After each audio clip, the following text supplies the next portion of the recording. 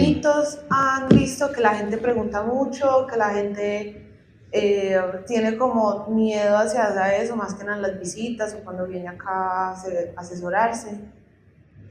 ¿O ustedes que han presenciado en el sector inmobiliario? Pues uno de los principales mitos es que la inmobiliaria somos malos, somos tiranos, que las inmobiliarias cobran por todo, y hay que entender que las inmobiliarias no son propietarias de los inmuebles, que las inmobiliarias somos administradoras, ¿cierto? Entonces, hay una ley, no vamos a hablar pues, es precisamente de qué ley, de la ley como tal, de la ley 820 de 2003 que nos rige los contratos de vivienda urbana, pero hay una ley que rige y es importante mencionar que es para tanto para arrendatario como para propietario, ¿cierto? En esa ley nos damos los parámetros para nosotros actuar como inmobiliaria y actuar como administrador. Entonces, cuando la gente dice es que las inmobiliarias cobran por todo, no es que cobremos por todo. Ejemplo, cuando se va a hacer una entrega, nosotros al inicio del contrato hacemos un inventario detallado de cómo se entrega el inmueble, se entrega en un estado pintado de blanco, se entrega con tales características. En ese mismo estado, el inquilino pues, se supone que lo debe reintegrar a la inmobiliaria cuando finalice el contrato. ¿Qué pasa? Que muchas veces el arrendatario, en el momento de tomar el inmueble, no revisa bien ese inventario, o por la rapidez, o pues como por la inmediatez de recibir el inmueble, no se fija bien qué está recibiendo. En el momento de la entrega es donde la inmobiliaria debe exigir que el inmueble se entregue en el mismo estado inicial de contrato, ¿cierto? Así Entonces, es. lo que pasa es que las inmobiliarias cobran por todo, no es que cobremos por todo, es que el inquilino al inicio del contrato debe validar qué es lo que está recibiendo y en ese mismo estado debe reintegrarlo. Entonces muchas veces no revisan bien el inmueble en el momento de recibirlo y en el momento de la entrega obviamente la inmobiliaria va a exigir que se le entregue en un buen estado, como se le entregó. Y se deben hacer ciertos arreglos, se debe pintar ciertas cosas, se deben hacer ciertas reparaciones para que el inmueble se entregue en otras condiciones. Por ejemplo, nos tachan mucho de estafadores, sino que es el desconocimiento de las propias personas que no tienen claro lo que decía Eliezer. La inmobiliaria es la administradora del inmueble, más no es la propietaria del inmueble. Entonces muchas veces la persona por su desconocimiento lo que hace es que creen que la inmobiliaria tiene el derecho y la obligación, perdón, de hacer todo lo de las reparaciones de un apartamento. Por ejemplo, se quema un bombillo, entonces creen que uno tiene que cambiar ese bombillo. Se daña un empaque de un lavamanos, creen que uno tiene que cambiar el empaque. Pero hay responsabilidades que son como la inmobiliaria, como el arrendatario. Entonces muchas personas se indignan y se ofenden porque creen que uno les está robando la plata, que porque uno tiene que hacer el arreglo y es obligación, cuando no es así. Entonces en estos días estaba viendo un video de una chica en TikTok que expuso que X inmobiliaria era una estafadora. Por eso, porque al acabar el contrato, le dejó el agente inmobiliario y le dijo, bueno, tienes que arreglar, tienes que pintar esto, pues una serie de arreglos que eran necesarios y que le correspondían a ella por el tema de lo que estuvo habitado y el deterioro que ella misma le dio el inmueble. Y entonces indignada, súper indignada que no, que tenía que ser la inmobiliaria, que son unos estafadores, unos ladrones, unas ratas, que porque le pidieron un depósito por servicios públicos. Cuando una persona entrega el apartamento en X fecha, se entiende que hay una cuenta de servicios que llega vencida y que al estar desocupado el apartamento, pues no va a tener la facilidad de pagarlo. Entonces uno, para asegurarse de que paguen, uno pide un depósito. Entonces mucha gente dice que uno es ladrón, que somos estafadores, que pedimos plata de más, cuando no son conscientes de que todo es por el consumo de ellos. Ok, ahí hay que hacer una claridad, por ejemplo, en lo que nos hablaba Heiler de las mejoras. Hay mejoras necesarias que son responsabilidad del propietario y hay mejoras locativas o reparaciones locativas mejor que son responsabilidad del inquilino y alguna responsabilidad del propietario. Entonces, desde que se inicia el contrato, ¿cuál es la responsabilidad del propietario en las mejoras? El propietario debe velar por el mantenimiento del bien inmueble, las mejoras necesarias tales como si el inmueble sufre de una humedad, si hay techo, goteras, si hay filtraciones de agua que no tengan intervención de la mano humana, todo ese tipo de reparaciones, mientras el inmueble esté ocupado por el inquilino, pues obviamente el propietario debe optar porque el inmueble esté en perfectas condiciones. Pero hay un tipo de daños que es por desgaste natural o vida útil de los accesorios o mala utilización de los mismos. Ejemplo, como decía Javier, un bombillo se quema, ¿cierto? ¿Quién lo utiliza, quién se beneficia de ese bombillo y quién obtuvo la vida útil? Pues el inquilino. Lo mismo pasa con los empaques de los grifos, lo mismo pasa con muchas cosas que el inquilino es quien se beneficia de ello. Las chapas de las puertas, es decir, a veces nos llaman clientes que nos dicen, se me quedó la llave en la chapa, necesito que me la cambie. ¿Pero por qué? Fue una mala utilización o una mala maniobra de la persona que vive e hizo ese daño. Entonces el inquilino debe responder por eso. Entonces deben también de pronto, no es que la inmobiliaria sea tirana ni sea mala, hay ciertas responsabilidades que le corresponden al inquilino y ciertas responsabilidades que les corresponden al propietario. No todos los daños y las reparaciones le corresponden al inquilino y no todos los daños y reparaciones le corresponden al propietario. Hay una línea muy delgada donde hay ciertas responsabilidades que cada persona y cada figura debe responder por ello. Para entenderlo mejor, podemos simplificar de la siguiente manera. Todo lo que sea estructural le corresponde al propietario. Entonces pueden ser humedades, un tubo que se rompió internamente, todo lo que sea estructural dentro del apartamento le corresponde al propietario.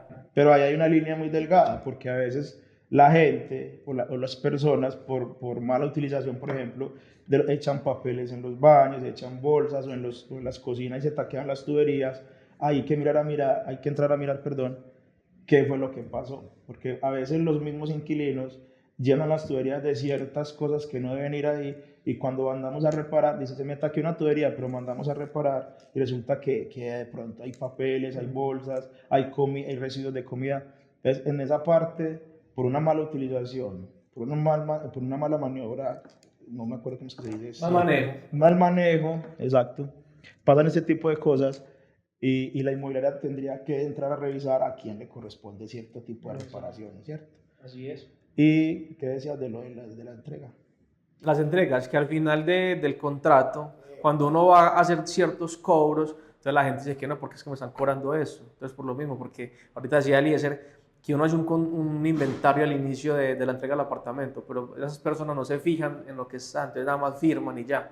Entonces cuando uno hace el cobro de lo que pasó porque se entregó una chapa buena, en excelente estado, y ya está mala, entonces no quieren asumir ese gasto.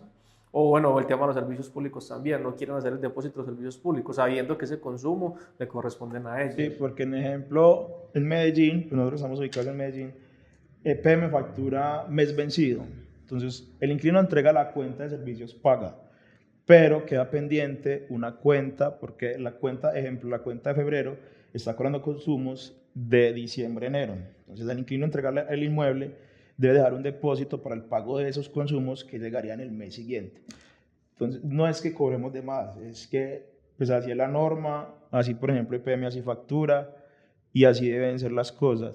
Entonces, en el momento, otro mito importante es en las fechas de terminación, la importancia de revisar bien los contratos. Es que las inmobiliarias me obligan a hacer un apartamento donde yo no quiero estar tanto tiempo. Lo que pasa es que hablamos de la ley, hay una ley que dice que para usted dar terminación a un contrato de arrendamiento debe notificar con 90 días antes a la fecha de terminación. O sea, no se puede entregar el inmueble en cualquier momento. Si se entrega en cualquier momento, pues hay una sanción penal que debe pagar el inquilino, ¿cierto? Entonces notifica a la inmobiliaria 90 días antes de la fecha de terminación y se hace pues todo el proceso de entrega y a la fecha de terminación de entrega. El mismo video del que habla Heiler comentaba de que por qué las inmobiliarias después de la fecha de terminación, si el inmueble no está en óptimas condiciones, empiezan a cobrar los días siguientes porque el inmueble no se entregó dentro de la fecha. Entonces la misma niña decía que la inmobiliaria, el día de la entrega fue a revisar el apartamento no estaba pues, apto para ser entregado porque tenía pendiente ciertas reformas. Y la inmobiliaria le cobró los días los días que ella se demoró por entregar el apartamento mientras hizo las mejoras. Eso hay que cobrarlo. Se tiene que cobrar porque es que aún así lo está evitando. Aún así lo está evitando y el contrato finaliza cuando el inmueble se entrega a conformidad, ¿cierto? Pero también es responsabilidad de nosotros inmobiliarias de tener el personal para ir a recibir el inmueble cuando el inquilino nos informe de que está disponible. No podemos ser negligentes en decir no podemos o no tenemos tiempo, tenemos que disponer de nuestros colaboradores para que en el momento en que el inquilino tenga el inmueble en óptimas condiciones, pues ir a recibir, no demorarnos pues más tiempo por cobrarle dinero extra a esa persona, ¿cierto? Eso es la responsabilidad de nosotros inmobiliarios y es nuestro compromiso hacerlo. Listo. Y hablando también, por ejemplo, ahora mencionabas lo de que la gente cree que es estafa y así. ¿Qué tipos de estafas la gente ha mencionado o ustedes han visto que hay en el entorno? Porque pues sabemos que al ser una inmobiliaria hay contratos, se sigue como... Entonces, en el tema de estafa lo hablamos más cuando se arrienda de manera, es decir, las inmobiliarias estamos para actuar de manera legal, pero hay casos donde la gente arrienda de manera directa, ¿cierto? Sin inmobiliaria. Entonces, ¿qué pasa? Hay personas que se aprovechan de esto, toman información de los inmuebles publicados en redes sociales, en internet, marketplace, y publican esa información. Se muestra, inclusive a veces cuentan hasta con las llaves de los apartamentos, van, los enseñan, les piden plata, les piden dinero por adelantado, les piden depósitos y inclusive a veces les mandan hasta el contrato. Cuando el momento de que esa persona ya empieza a llamarlos para recibir el inmueble, resulta que los bloquean, o sea, no hay información de esa persona. Importante validar que cuando se vaya a ver una propiedad, si sea una propiedad real, quizá al propietario quien la está rentando, de pronto confirmar esa información o, pues en el mejor de los casos, optar por una inmobiliaria, pero cuando es arriendo directo pasa mucho ese tipo. También pasa mucho, Eliezer, que normalmente uno como inmobiliaria cuenta con el aval de aseguradoras, sea Seguro Libertador, Seguros del Estado, en fin, X aseguradora. Entonces uno, para hacer el estudio, debe cobrar un valor de acuerdo al canon de arrendamiento, se debe cobrar sí o sí, porque la aseguradora nos cobra ese estudio a nosotros. Entonces mucha gente, los que arriendan directos en ese tipo de plataformas como Marketplace, Facebook, en todos esos lados así, se aprovechan y también cobran un supuesto estudio a las personas interesadas, porque bueno, por la necesidad como y el afán lo quieren hacer. Entonces muchas personas van y pagan y también los bloquean de una vez, los bloquean, los eliminan, no vuelven a responder. Entonces todo eso se crean como ese mito de las estafas, que no van directamente con la inmobiliaria, pero entonces ya entra como esa desconfianza, ese descontento y creen que uno como inmobiliaria al cobrar un estudio pues va a hacer lo mismo, pero pues uno sí está avalado por una cámara de comercio, somos una empresa constituida, tenemos todo de manera legal, entonces ese tipo de cositas como que van creando cizaña a la hora de hacer un negocio. ¿Qué más estafas se pueden contemplar? Es aclarar que, por ejemplo, las inmobiliarias cobramos el estudio al inicio del contrato, que se cobra un estudio, se cobra cuando el estudio es aprobado y se pasa a contrato, se cobra una comisión, que es el 20% sobre el canon de arrendamiento por primer mes. Entonces, ese es un dinero que las inmobiliarias cobran, perdón, por gestión documental y ciertas cosas. Compañero, cuéntenos. Entre, hermano. Ya para qué, ya no interrumpí. No hay micrófono. Entonces, hablábamos, mano, los dineros que se cobran, que mucha gente nos dice, ¿por qué cobran tanto? ¿Por qué se cobra esa comisión? Ustedes son unos ladrones, se quieren quedar con todo. Y no es así. Se cobra un estudio. Cuando el estudio es aprobado, se cobra la primera liquidación. Ejemplo, nosotros lo manejamos de la siguiente manera: se cobran los días faltantes del mes, más el 20% sobre el canon de arrendamiento masiva el primer mes, únicamente durante todo el contrato. De ahí para adelante ya el arrendatario paga lo que son arriendo y servicios públicos. Y entender pues de que eso está avalado, como dice Jair, por la Cámara de Comercio. Las inmobiliarias tienen su matrícula inmobiliaria donde están actuando en la calidad de arrendadores. Y también es importante que el arrendatario valide de que la inmobiliaria está legalmente constituida y cuenta con los permisos para ejercer la actividad como arrendador, ¿cierto? Que tenga su matrícula inmobiliaria, que tenga su RUT, que tenga su Cámara de Comercio y que cumpla con todos los parámetros que exige la ley para ejercer la actividad como arrendador. Algo muy importante es que la comisión que se cobra al inicio del contrato no es un invento como tal de las inmobiliarias. O sea, es una reglamentación que está avalada a nivel nacional por la ley 820 del 2003. Me corrige si estoy equivocado. Yo creo que es más por la Cámara de Comercio de cada ciudad. Inclusive las comisiones, el tema de comisiones, de la comisión de primer vez que nosotros en Antioquia lo manejamos del 20%, eso es más de la Cámara de Comercio. que la Cámara de Comercio avala a las inmobiliarias para que cobren ese tipo de comisiones. Inclusive la comisión va facturada y tiene una factura legal, lleva su IVA, porque eso hay que demostrar ante la DIAN el ingreso por comisión y toda la cosa, hay que presentar ese impuesto. Pero es más por la Cámara de Comercio. Igual vamos a validar, a tener bien la reglamentación de esa comisión. Entonces, como tal, es una política y no es un invento que se hace así como por hacerlo. Entonces, algo que está reglamentado nacional, a nivel nacional. Entonces, algo legal que se cobre. Hay inmobiliarias que cobran hasta el 25 o el 30. 15, el 20, el que sí, ya tenemos que mirar la reglamentación real de cuál es el porcentaje. Pero digamos que el estándar es el 20%. Ya los que cobren más de ahí, pues ya sí se puede tomar como una usura. Sí, como una usura. Porque el 20% sí es lo... Pero es importante que quien vaya a tomar el apartamento valide si esa inmobiliaria está legalmente constituida, o también pueden ser una fachada de gente inescrupulosa que quiere estafar las personas, ¿cierto? ¿Qué otro mito hay, Laurita? Por ejemplo, de que suban mucho o bajen mucho los precios, más que nada en Medellín, que hemos tenido mucha gentrificación y ahora uno encuentra un apartamento chiquitísimo a 1.500.000. Es un tema muy importante. Es un tema súper importante. Hablando de la vivienda urbana, la ley nos solicita y nos pide, y explícitamente está, que los contratos de vivienda urbana se incrementan bajo el IPC, el porcentaje de IPC que pacte el gobierno para el año anterior. Ejemplo, si un contrato tiene su renovación o su prórroga hoy febrero, ¿cierto? El incremento es del 5,2%. 12.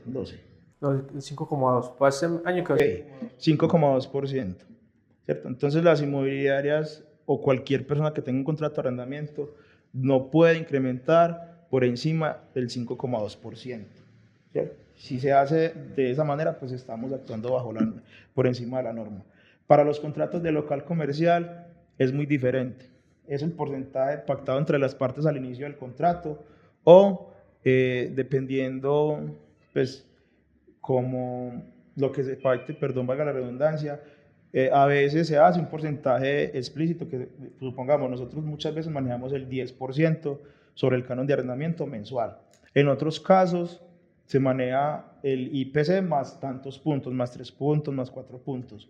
O en otros casos, depende el nivel económico de ese año, se pacta entre las partes en el momento de hacer el incremento. O sea, en el contrato de local comercial, el contrato comercial, no hay un porcentaje en sí para el incremento.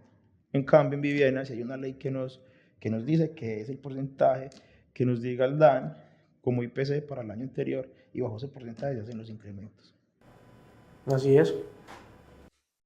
Y, por ejemplo, digamos, pues yo creo que la gente puede tener una pregunta de que si en algún momento los precios de arrendamiento pueden bajar y bajo qué se podría dar o pues siempre van a estar como subiendo. Es que, por ejemplo, este año todo se normalizó. El año pasado, 2024, había mucha demanda y poca oferta. Entonces, eran mucha la gente que quería arrendar y había muy poquitos apartamentos. Entonces, el apartamento que llegaba de una vez se iba. No duraba. Mientras que en ese momento tenemos un catálogo amplio de apartamentos disponibles. O sea, la oferta, la demanda ha bajado y ya hay demasiada oferta. ¿A qué se debe? ¿A qué se debe? Pues realmente no sé como tan seguro. Dice que puede... Eso, pues todos saben del fenómeno que hubo en Medellín hace un año y medio, donde por el nivel de visitas o por el crecimiento turístico que tuvo Medellín, por la destinación de vivienda para rentas cortas, de pronto se estancó un poco el tema de construcción de obra nueva. Entonces hubo un fenómeno de escasez de propiedades disponibles en arriendo en Medellín. ¿Eso qué hizo? Que los arriendos incrementaran de una manera pues, exorbitante, hasta el 25-50% del valor real. Pero es por la ley de oferta-demanda, ¿cierto? Había demasiada oferta, demasiada gente, demasiadas personas migrando a Medellín queriendo ocupar un inmueble y poco disponible. Pero ahorita, gracias a Dios, pues todo se ha estado como normalizando. Ahorita ya todo se está estabilizando, los precios están más regulados y están más acorde pues al mercado nacional, aunque Medellín, creo que hay estadísticas donde dice que el costo de vida en Medellín es uno de los más caros de Colombia, si no es que es el más caro. Sí. Pero ya está ahorita, otra vez hay disponibles, hay oferta y están los precios nivelándose de manera más normal. Por ejemplo, el tema de Airbnb es algo que se puede tocar en ese tema, en esta charla, perdón, porque normalmente el Airbnb es una plataforma de rentas cortas, vacacionales. Entonces mucha gente en ese apogeo de tanto extranjero viniendo a Medellín a vacacionar, entonces querían colocar su apartamento, su renta tradicional, convertirlo en renta corta. Pero no es tan fácil como parece, porque es que muchas personas, ejemplo, en un Popular 1, Popular 2, creyeron, los que tienen sus apartamenticos, que es así de fácil, como saco a las personas, los meto en Airbnb y genero plata. Entonces ese tipo de pensamientos lleva a incrementar también mucho los arriendos, porque era algo supuestamente muy apetecido, pero el Airbnb no funciona así tan esporádicamente, o sea, eso sí tiene una reglamentación y tiene ciertos requisitos para que sea rentable. Entonces muchas personas creyeron que era un buen negocio, entonces hasta en los barrios más populares metieron el Airbnb como negocio y no es así, entonces también mucha gente fue desalojada pues de su contrato tradicional, de su vivienda normal por implementar el Airbnb. Entonces ese tipo de choque también provocó mucha suba en los arriendos.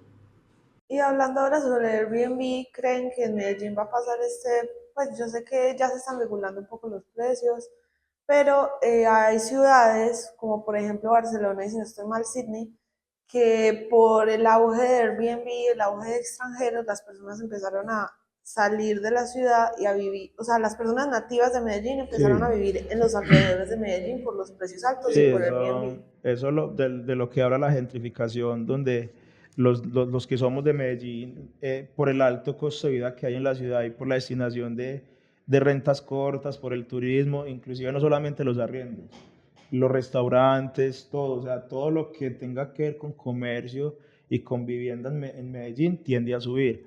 ¿Qué hace esto? Que como los extranjeros tienen una moneda diferente, mucho más poderosa que el peso colombiano, hace que los que somos nativos no seamos capaces de sostener esos costos o ese modelo de vida. ¿Qué hace? Que nosotros, o sea, que la gente nativa de Medellín empieza a vivir a los alrededores y las partes céntricas se vuelvan demasiado turísticas y demasiado costosas.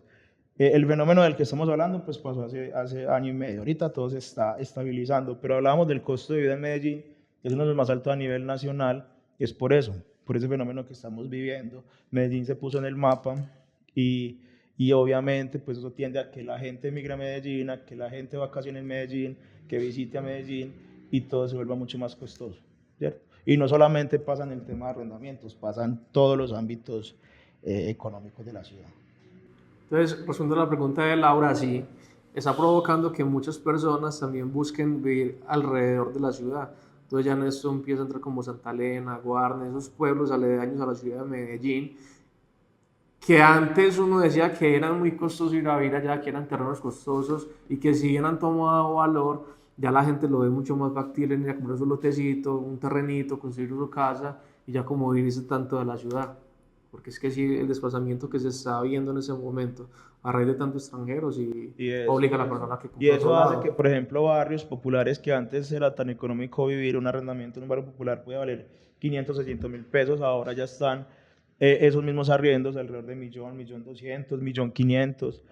Entonces, como la gente que vivía en estratos 4, que ahora ya de pronto es un poquito más complicado pagar, se va expandiendo a estratos 3, a estratos 2 y hace que todo alrededor de la economía pues tienda a tener un alza.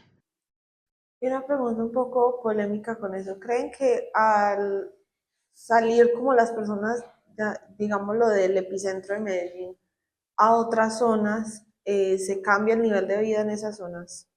Pues, por ejemplo, He visto que en el oriente, en el sur y en el norte están construyendo muchas urbanizaciones. Sí, eso hace que crezcan, que los inversionistas vean este tipo de zonas como un potencial y puedan invertir en estas zonas y ayudar el crecimiento de todo lo que es Antioquia. Eso puede ser tener parte positiva como parte pues, negativa, porque obviamente hay estratos unidos que se van a ver desplazados, pero también tenemos una inversión grande, puede ser inversión extranjera o inversión nacional en estas áreas, que hace que se potencialice mucho más. Tiene sus pros y sus contras, todo tiene sus pros y sus contras. ¿Qué más hay por ahí? A ver, aprovechemos de una vez. Entonces, por ejemplo, el tema de la sobrepoblación, es que también se ve por mucha sobrepoblación. Lo que sí es verdad, hay mucha gente que está haciendo edificaciones, por ejemplo, en el norte, parce, es que ya no cae una edificación en el norte, Edificio más. no cabe. Pero es que ahí también hay que mirar qué capacidad tienen esas, por ejemplo, el norte, lo que pasó en Sabaneta, que por tanta edificación es imposible llegar a Sabaneta, porque, o sea, hicieron tantas edificaciones que las rutas de acceso le quedan pequeñas.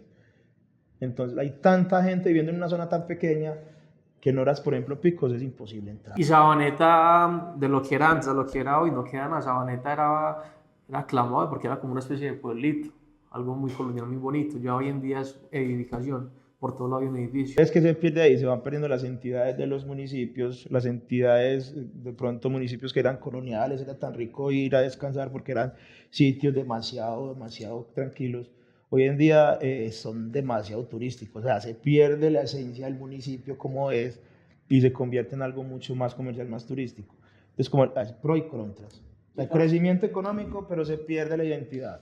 Y para mí todo va a quedar igual, por ejemplo el oriente va a ser lo mismo en ese momento, si vienes apetecido pues no hay tanta sobrepoblación, pero en unos años va a ser lo mismo, va a estar lleno de edificios, lleno de gente, entonces como que todo va perdiendo la identidad, y simplemente por estar cercano a Medellín. Es que Sí, Medellín en el es tema como... económico, chévere, hay desarrollo, hay economía, pero se van perdiendo las identidades de esos pueblos que han vivido ahí durante tantos años. Ah, bueno, una cosa, pues también aquí estamos hablando de los extranjeros y eso.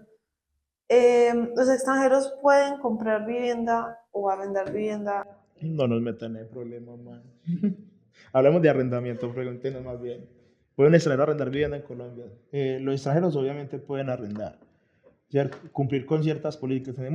Nosotros manejamos en estos momentos, tenemos dos modelos de arrendamiento para extranjeros.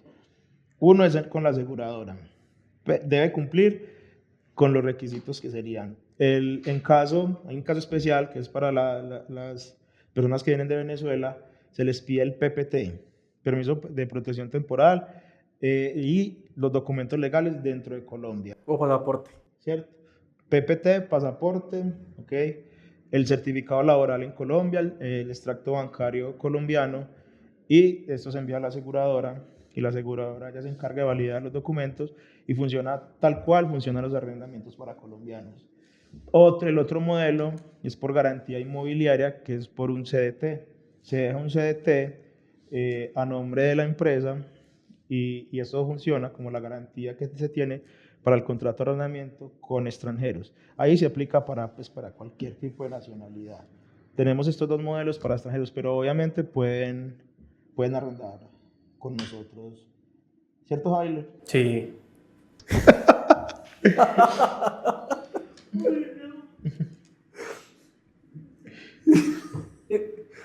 Ay, Eso me es. ama.